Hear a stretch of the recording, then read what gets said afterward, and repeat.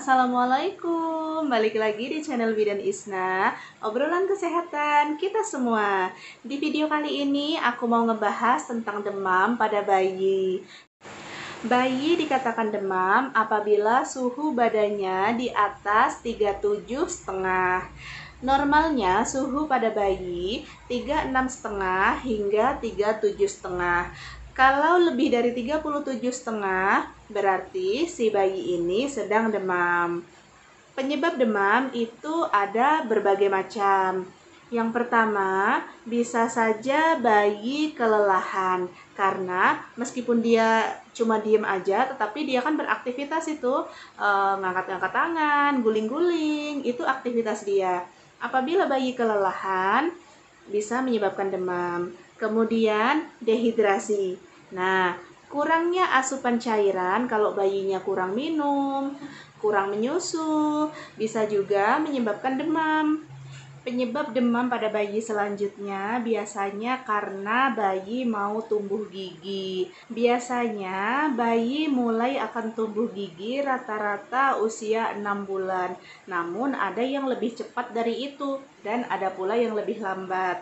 Ketika bayi mau tumbuh gigi, itu gusinya biasanya akan membengkak dan akan merah. Kemudian ketika si giginya itu mau menembus daging gusi itu biasanya terasa nyeri. Nah, saat itulah biasanya suhu badan bayi akan meningkat. Biasanya bayi akan lebih rewel. Kayak kita aja sih, Mams, kalau kita lagi sakit gigi kan nggak mau makan, terus nggak tenang bawaannya, kayak gitu kan.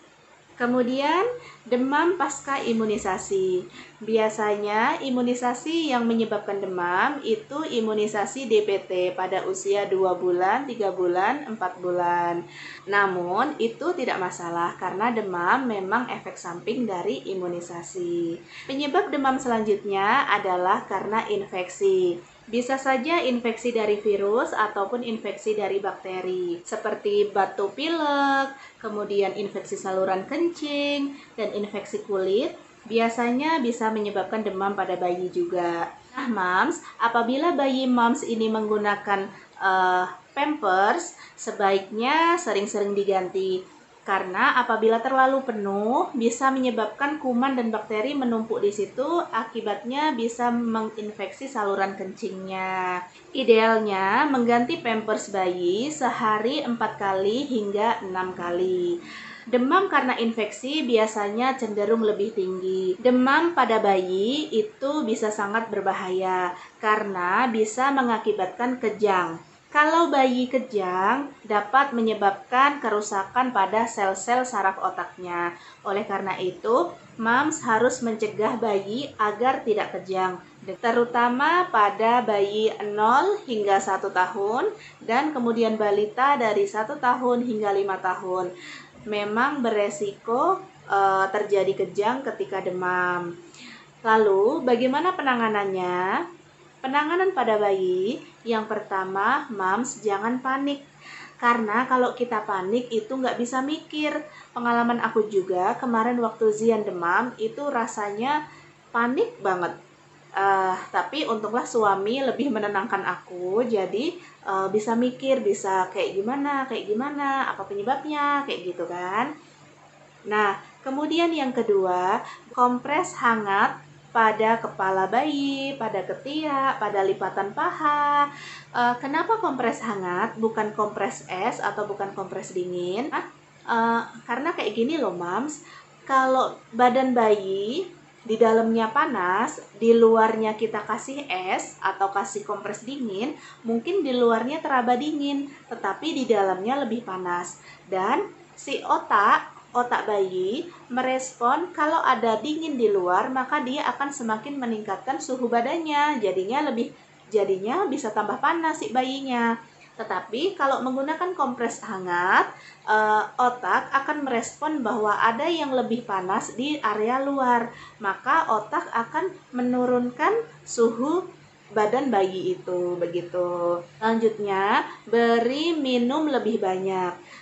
Lebih sering-sering disusui, atau untuk bayi yang di atas 6 bulan, perbanyak berikan minum, boleh minum hangat. Selanjutnya, beri obat penurun demam sesegera mungkin agar panasnya nggak ketinggian, seperti obat paracetamol atau obat ibuprofen.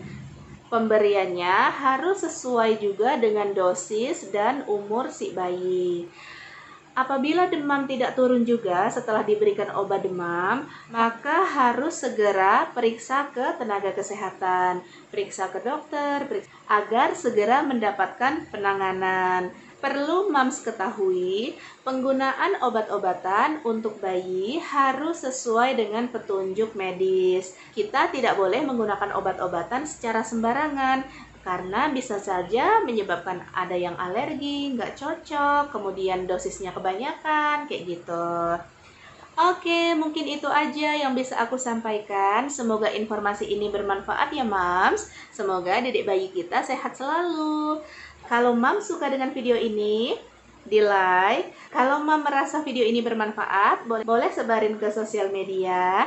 Dan jangan lupa untuk di subscribe. Terima kasih. Wassalamualaikum.